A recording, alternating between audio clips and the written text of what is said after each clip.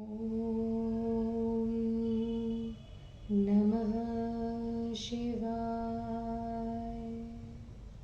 शिवजी सदा सहाय। ॐ नमः शिवाय। गुरुजी सदा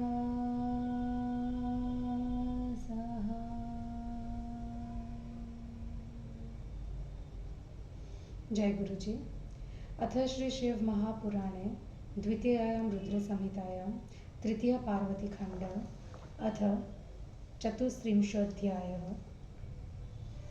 वसिष्ठ उवाच मनोर्वशोद्भवो राजा सोनरन्यो नृपेश्वरः इन्द्रसावर्णिसंज्ञस्य चतुर्दशमितस्य हि अनरण्यो नृपश्रेष्ठः सप्तद्वीपमहीपतिः शम्भुभक्तो विशेषेण मङ्गलारण्यजो बली भृगुं पुरोधसं कृत्वा शतं यज्ञाश्चकारसः न स्विचकार शक्रत्वं दीयमानं सुरेरपि बभूवुशतपुत्राश्च राज्ञस्तस्य हिमालया कन्येका सुन्दरी नाम्ना पद्मालया समा या स्नेहपुत्रशतके कन्यायाश्च ततोऽधिकः नृपस्य तस्यां हि बभूव नगसत्तमा प्राणाधिका प्रियतमा महिष्यः सर्वप्योषितः नृपस्य पत्न्यः पञ्चाशन्न सर्वः सौभाग्यसंयुतः सा कन्या यौवनस्था च बभूव स्वपितुर्गृहे पत्रं प्रस्थापयामास सुवरानयनाय सह एकदा पिप्पलादर्शिर्गन्तुं स्वाश्रममुत्सुकः तपःस्थाने निर्जने च गन्धर्वसदर्दशः श्रीयुतं मग्नचित्तं च शृङ्गारे रससागरे विहरन्तं महाप्रेम्णा कामशास्त्रविशारदम् दृष्ट्वा तं मुनिशार्दूलं सकामः सम्बभूवसः तपस्वदत्तचित्तश्च चिन्तयद्दासरसङ्ग्रहम् एवं वृत्तस्य तस्यैव पिप्पलादस्य सन्मुनेः कियत्कालो गतस्तत्र कामोन्मथितचेतसा एकदा पुष्पभद्रायां स्नातुं गच्छन् मुनीश्वरः ददर्श पद्मां युवतीं पद्मामिव मनोरमां केयं कन्येति पप्रच्छ समीपस्थान् जनान् मुनिः जनानि वेदयाश्चक्रुर्नत्वा शापनियन्त्रिताः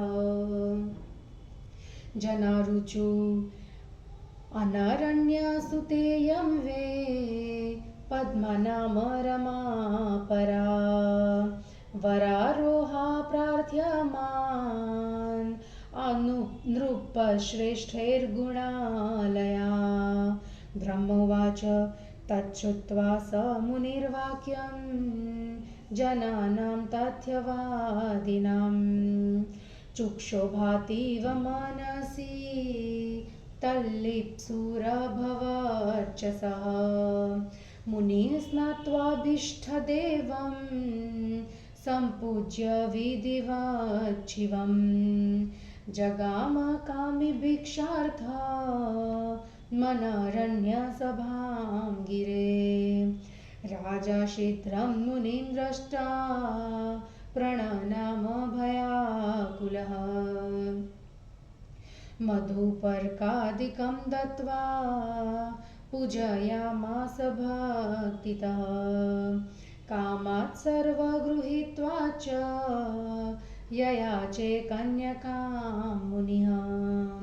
मौनी बभूव नृपतिः किञ्चिन्निर्वक्तुमक्षमः।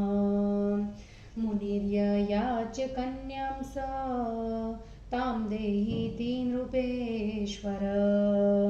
अन्यथा भस्मसात् सर्व करिष्यामि क्षणेन च। सर्वे बभूवुराञ्छन्ना गणास्ततेजसा मुने। रुरोध राजसगुणा दृष्ट्वा विप्रं जरातुरम्। महिष्यो सर्वा इति कर्तव्यता क्षमा। मुच्छमि माप महाराज्ञी कन्यामाता शुचाकुला। बभूवुत्सनया सर्वे शोकाकुलितमानसाः। सर्वशोकाकुलं जातं नृपसम्बन्धी शैलप। एतस्मिन्नन्तरे प्राज्ञो द्विजो गुरुरनुत्तमः। पुरोहितश्च मातिमान् आगतो नृपसन्निधिम्।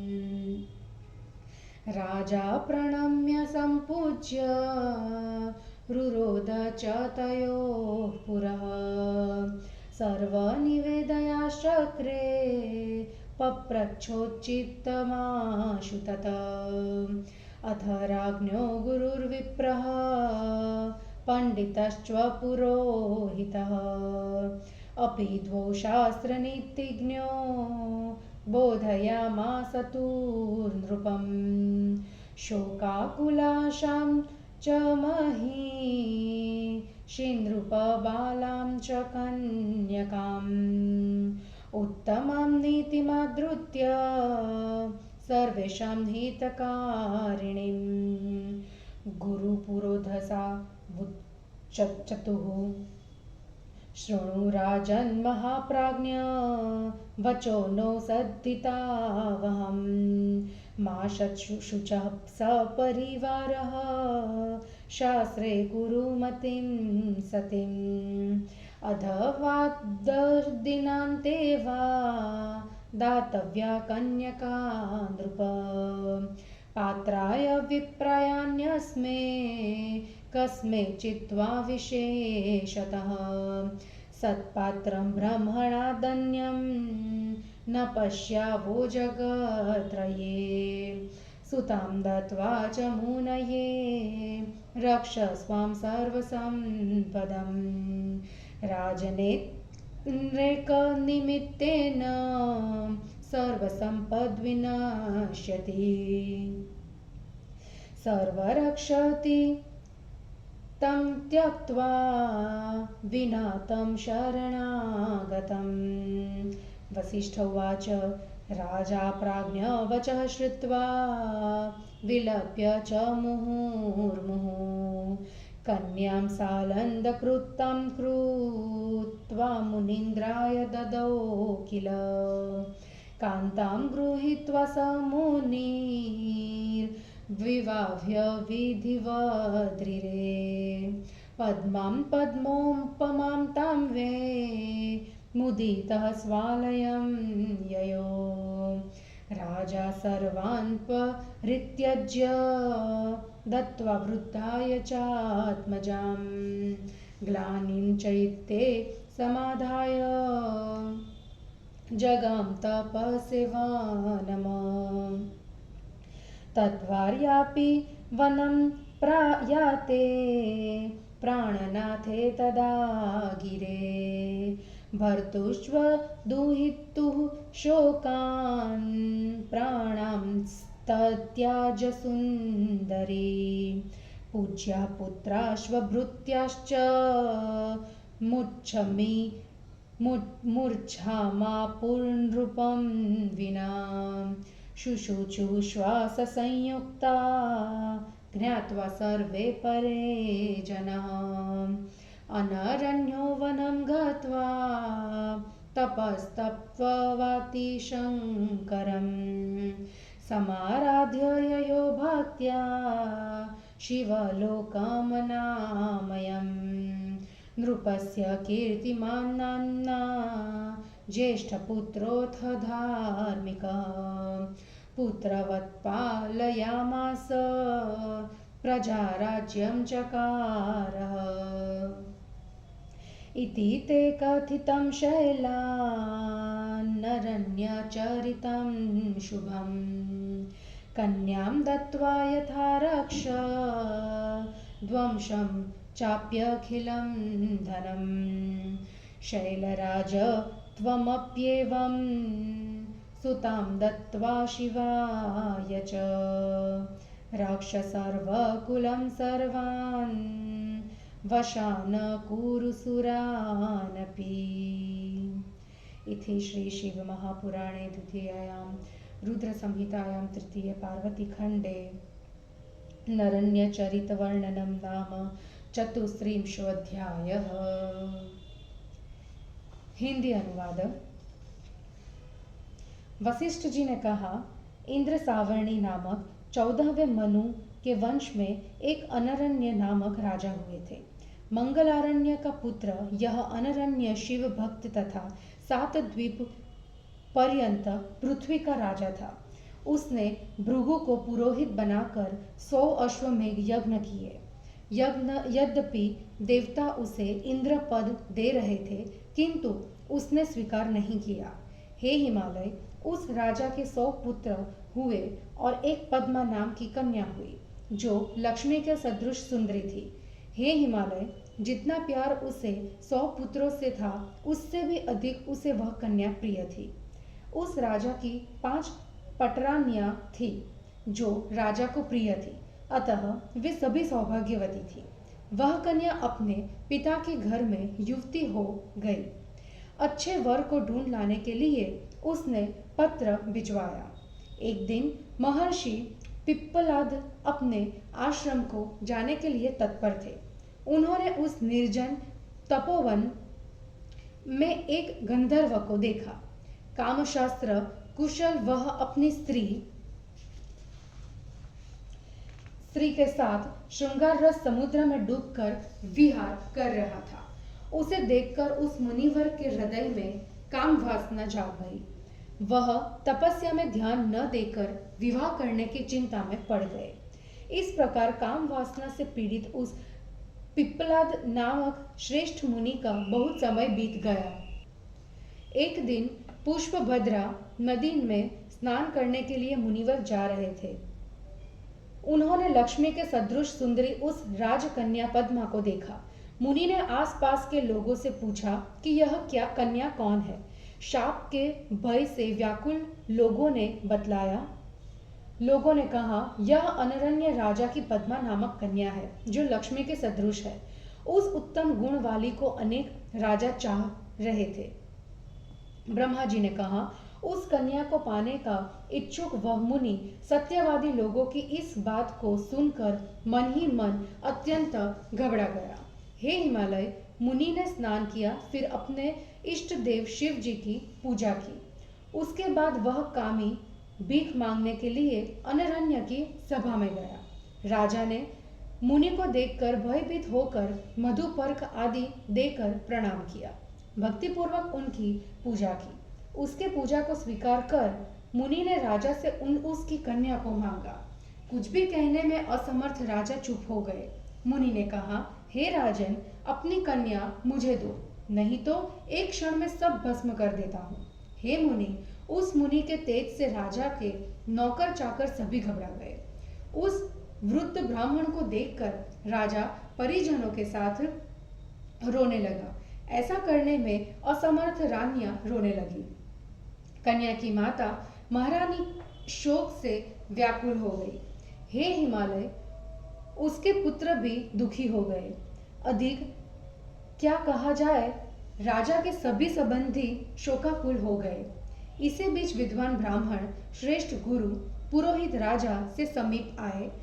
आज राजा ने उनकी प्रणाम सहित पूजा की और उनके सामने रोने लगा। सब कुछ उन्हें सुनाकर अब मुझे क्या करना चाहिए यह पूछा। उसके बाद राजा के गुरु ब्राह्मण पंडित तथा पुरोहित और शास्त्र एवं नीति के जानने वाले 2 पंडितों ने राजा को समझाया। राजा रानी बालक कन्या सभी शोकाकुल थे।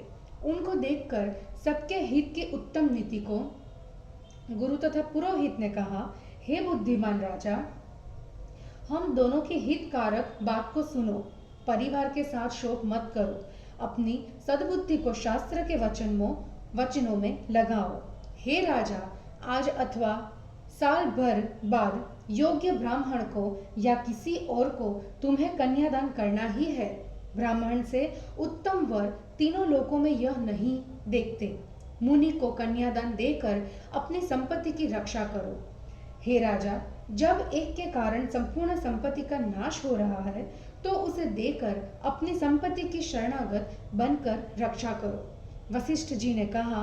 राजा ने विद्वानों की सलाह को मानकर बार बार विलाप करते हुए अपनी अलंकृत कन्या मुनिवर को दे दी। हे हिमालय, उस मुनि ने उसके साथ विधिपूर्वक विवाह किया और लक्ष्मी जैसी उस सुंदरी पद्मा को लेकर वह अपने घर गया। उस वृद्ध ब्राह्मण को अपनी कन्या देकर दुखी वह राजा अपने परिवार वालों को छोड़कर तपस्या करने के लिए वह वन को चला गया। हे हिमालय, पति के वन चले जाने पर उसकी स्त्री भी पति के शोक से मर गई। राजा के बिना पुरोहित आदि पूज्य लोग, पुत्र तथा नौकर चाकर सब मूर्छित हो गए। दूसरे लोग शोच में पड़ गए और उनकी केवल सांस चल रही थी। अनरण्य ने वन जाकर कठोर तप करके शिवजी की आराधना कर उत्तम शिवलोक प्राप्त किया। उस राजा की कीर्तिमान नामक धर्मात्मा ज्येष्ठ पुत्र था। उसने पुत्र के समान प्रजा की रक्षा करते हुए राज्य किया। हे हिमालय, तुम्हारे कहने के अनुसार मैंने अनरण्य के उत्तम चरित्र को सुनाया। जिस प्रकार उसने कन्या देकर अपने वंश तथा धन की रक्षा की। हे गिरिराज, तुम भी इसी प्रकार शिव जी को कन्या देकर अपने कुल की रक्षा करो और देवताओं को भी अपने वश में कर लो। और इस प्रकार शिव महापुराण में अनरण्य चरित वर्णन नामक 34वां अध्याय समाप्त हुआ। जय गुरु जी।